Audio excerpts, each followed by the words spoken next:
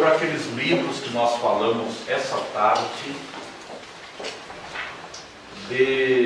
desses 400 anos, 398 anos, que Deus não falou à raça humana, e que apareceu os falsos escritores. Esse livro não passou no cânon dos livros, e esse se chama livros apócrifos. Agora, ficou três Bíblias no mundo. Existe a Bíblia judaica, que é a Torá, que contém 24 livros. Nós falamos essa tarde, sim. Primeira Reis, primeiro e segundo de Reis é um só livro, né? Os 12 profetas menores é um só livro. O conteúdo é o mesmo que nós temos no Antigo Testamento. Só que nós temos em quantos livros? 7. O Antigo Testamento. 39. E eles em 24. Então eles têm a Bíblia deles em 24 livros, porque eles não têm o Novo Testamento.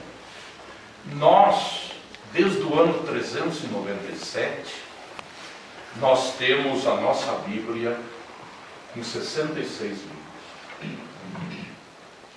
A Igreja Católica tem a Bíblia deles com 73 livros. Por que tudo isso? Talvez, como me disse uma freira me disse na Argentina, disse: pastor, como é que tu podes nos provar que Maria teve outros filhos além de Jesus? Aí eu pedi para ela ler João 3,16, que Deus amou o mundo de tal maneira que ha dado o seu Filho unigênito. O que é único, Pedro? É o único, está dizendo tudo. Digo agora, se tu ler Mateus capítulo 1, versículo 25, quando ela leu Mateus capítulo 1, versículo 25, Maria deu à luz o seu filho primogênito. O que é primogênito? Primeiro. Por que não é unigênito, sim primogênito? Ela se apavorou. Daí ela me diz: e por que a Bíblia de vocês está faltando livros? Digo: não, é a de vocês que está sobrando livro. Não, é a de vocês que está faltando. E como é que tu me provas? Ela me disse que nós temos livros demais. Digo: vocês adotaram a Bíblia com 66 livros desde o ano 397. E aí eu contei uma historiazinha para ela, que ela se apavorou. Digo: olha, vocês, a Igreja Católica, era a igreja primitiva dos apóstolos, era eles. E eles andaram bem até o ano 196. Até o ano 196 eles andaram muito bem. Quando chegou no ano 197, eles introduziram a primeira heresia, dizendo que Cristo não era divino. Aí a igreja começou a sofrer, a padecer. Quando chegou no ano 306, a igreja era uma potência. Aí Constantino queria o governo, fez uma guerra contra Mexencio, seu rival, e Constantino agarrou 6.000 crentes, fez um exército de 6.000 crentes e lançou contra Mexencio. Em cima da ponte Múrvia, ao norte da Itália, ele venceu. Ele mandou colocar nos escudos, nas espadas dos crentes, a palavra de Jesus.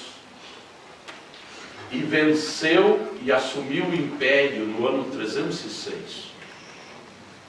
No ano 312, 6 anos mais tarde, Constantino agarra a igreja e entrega na mão do Estado de Roma. Tira de Jerusalém e leva para Roma. Era o ano 312, eu contando para ela. Quando chegou no ano 323, ele trocou o nome da igreja. A igreja que se chamava Igreja Cristã, no ano 323, ele colocou outro nome da igreja, Igreja Católica Apostólica Romana. E foi no ano 323. Depois ele morreu no ano 336. Quando aí a igreja se parte em 3 pedaços. Quando a igreja cai na mão do Estado de Roma, no ano 312, a igreja se fracionou em 3 pedaços. Ficou Igreja Católica Apostólica Romana. Os cristãos verdadeiros não aceitaram a igreja na mão do Estado, ficaram do outro lado. E no meio saiu uma linha gnóstica, com a sede em Laodiceia, em Ásia Menor, que tinha vindo do Oriente, da região de Babilônia.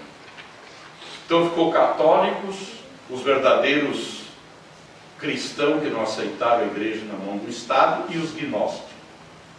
Quando chegou no ano 500, os verdadeiros cristãos terminou. Aí vem um deserto de 700 anos. Do ano 500 até o ano 1200.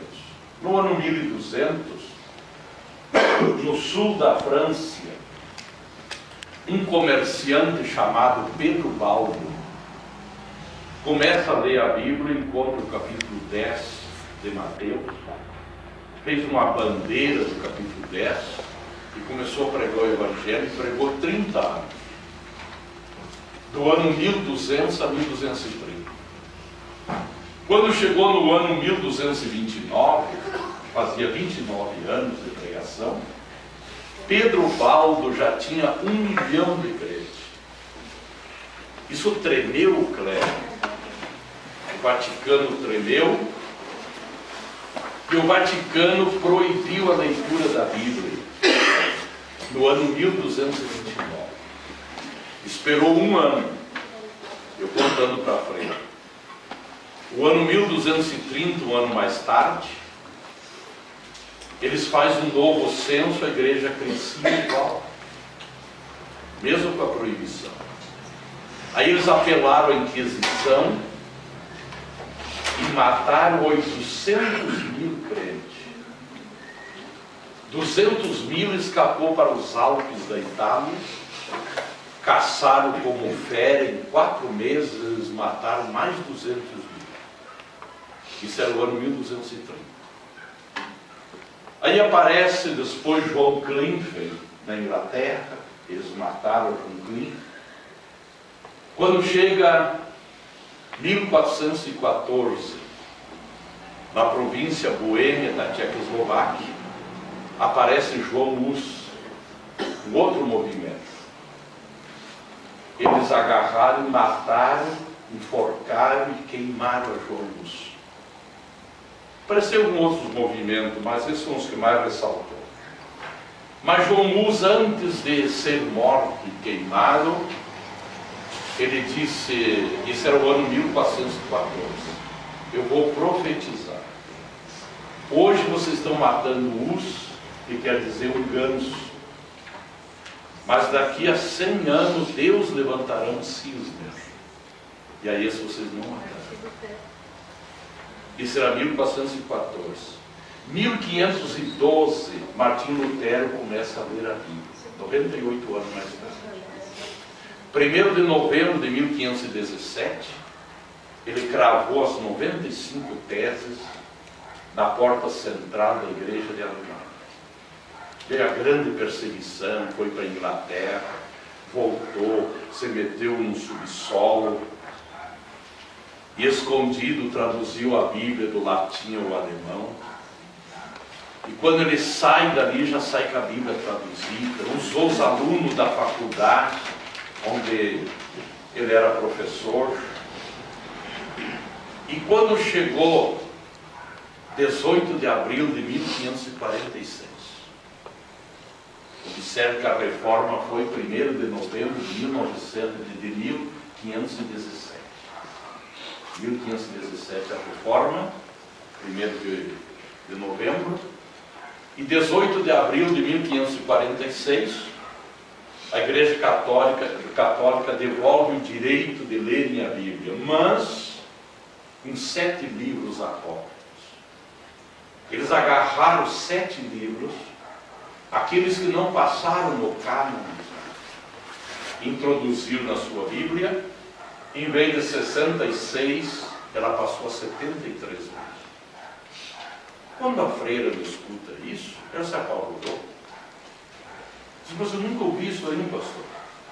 Digo, então tu tem que estudar um pouquinho mais para você querer nos confundir, dizer que nossa Bíblia está faltando livro, quando é a de vocês que está sobrando livro.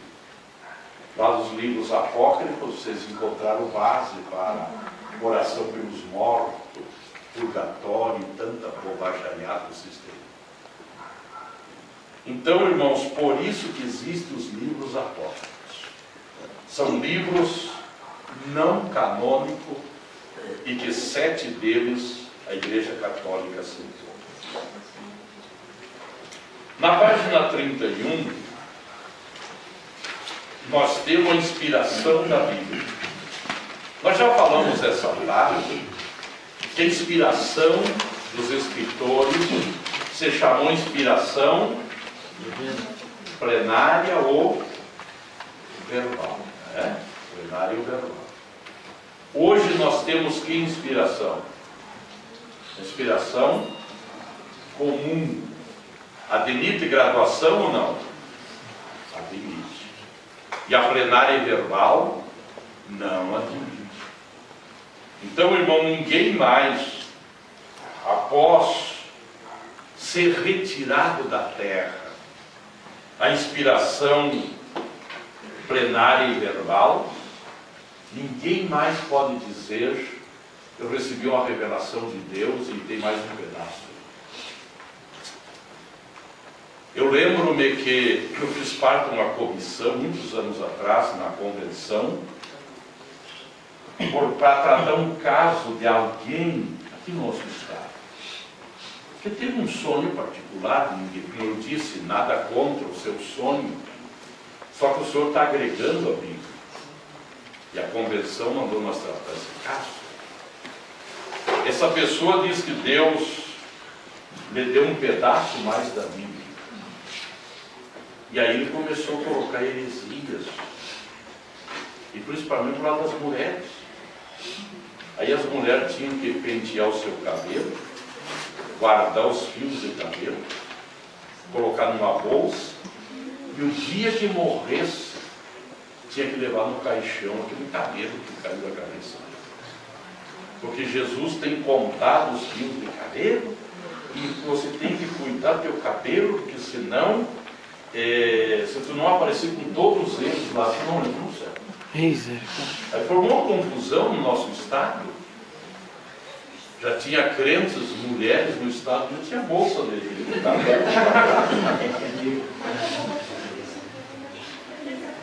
Então nós tivemos que chamar ele, eu fui da comissão, e dizer para ele que parasse com aquilo. Nada contra a tua visão que você tem. Só que isso aí você está aumentando a Bíblia e nós não podemos aceitar, isso é uma heresia. Isso não é real. Então a inspiração plenária verbal terminou ao a Bíblia ser escrita. Aleluia. Nos diz aqui na página 31, passe lá embaixo, desculpe, lá em cima. A inspiração da Bíblia é uma inspiração verbal. Por ser a Bíblia um livro inspirado por Deus, é que podemos confiar totalmente nela. Podemos considerar a atualidade contemporânea da Bíblia. Por ser Deus que o inspirou, ela é e sempre atual. Mais abaixo, a Bíblia é o único livro no mundo absolutamente digno de crédito, no sentido de que revela Deus. Na Bíblia, qual foi o trabalho de Deus quando se escreve a Bíblia? Supervisionou, o que mais? Dirigiu, editou, moveu os autores. Isso, né? Ali seria escritores, não seria autores. Então foi Deus, irmãos, que ditou a Bíblia, supervisionou, dirigiu, moveu os escritores da Bíblia. Mais abaixo, nenhum homem no mundo, por mais sábio e estudioso que tenha sido, consegue o quê? Esgotar. Ninguém consegue esgotar a Bíblia. Na página 32, quase lá em cima, 1, 2, 3, 4, 5, 6, na sexta linha, diz ali Bíblia. A palavra inspiração representa o quê? Isso, né? Então os homens inspirados para escrever a Bíblia recebiam um sopro divino na vida deles, capacitando-os a receber e comunicar a mensagem divina. Essa é a inspiração. Vamos à página 34. A autoridade da Bíblia. A Bíblia começa com quem? Dizendo que no princípio criou Deus e termina com o homem. Eu disse essa tarde que é comum da Bíblia a palavra resgatar. Então a Bíblia começa com Deus, irmão. Quantos anos você levou para escrever a Bíblia? 1600 anos. Lá no começo ela começa com Deus, correndo atrás do homem. E depois de 4.170 anos. Eu citei essa tarde, quando o homem sai do jardim até o dilúvio, 1656 anos. Do dilúvio à Torre de Babel, 427. Da Torre de Babel a Moisés, 430. De Moisés a Cristo, 1657 anos. Então, quando o homem sai do jardim, ele inicia no princípio, criou Deus. E aí inicia com Deus. E depois de 4.170 anos, a Bíblia termina com o homem. Deus alcança o homem. E foi o que eu disse essa tarde, que Deus fez um plano para restaurar o ser humano. E nesse plano Deus colocou duas coisas. Primeiro, a palavra escrita, e segundo, a palavra viva. Quem é a palavra escrita? E a palavra viva? Jesus. Através desse plano de Deus é que nós estamos aqui. Então a autoridade da Bíblia começa com Deus e termina lá com o homem. Agora na página 35, quase lá em cima, a terceira linha, lendo os escritos dos apóstolos, de igual modo verificamos que admitiram o testemunho da autoridade divina. Em linhas gerais, podemos dizer que a autoridade da Bíblia é confirmada por ter como tema central. Quem é o autor da Bíblia? Deus. O seu intérprete. Espírito Santo. E o tema central? Jesus Cristo. Jesus Cristo. Então, o Senhor Jesus Cristo. Ele mesmo fala isso lá em Lucas 24, 27, quando ele diz: importa que de mim se cumpra tudo o que está escrito. É nas leis e dos profetas dos santos. Considerando Jesus Cristo como tema central da Bíblia, Podemos resumir 66 livros em quantas palavras? Em 5.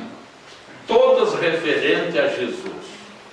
Então, os 66 livros, escritos em quantos anos? 1600. Quantos continentes? 3. Cerca de quantos escritores? 40. Então, essa Bíblia se resume em 5 palavras referentes a Jesus. A primeira se chama Preparação. assunto tratado aonde? Então, todo o Antigo Testamento sobre a pessoa de Jesus se resume numa palavra que se chama Preparação. Então, todo o Antigo Testamento serviu do que? De Preparação. né? Nos 4 evangelhos aparece a palavra. Então, o Antigo Testamento só preparou o caminho. Agora, nos 4 evangelhos, ele se manifestou. Em Atos dos Apóstolos, que é a história da igreja, o que aconteceu com Jesus? Propagação. Foi a Propagação. propagação. Nas epístolas, Explanação. explanação e apocalipse. Consumação. Vamos voltar lá? Os 66 livros da Bíblia, referente a Jesus, se resume em quantas palavras? 5. Todo o Antigo Testamento, os Evangelhos, Manifestação. Atos dos Apóstolos, Propagação. Epístola Explanação. e Apocalipse. Consumação. Vamos fazer sem olhar no livro. Sim? Vocês são inteligentes. Todo o Antigo Testamento, não olhe no livro.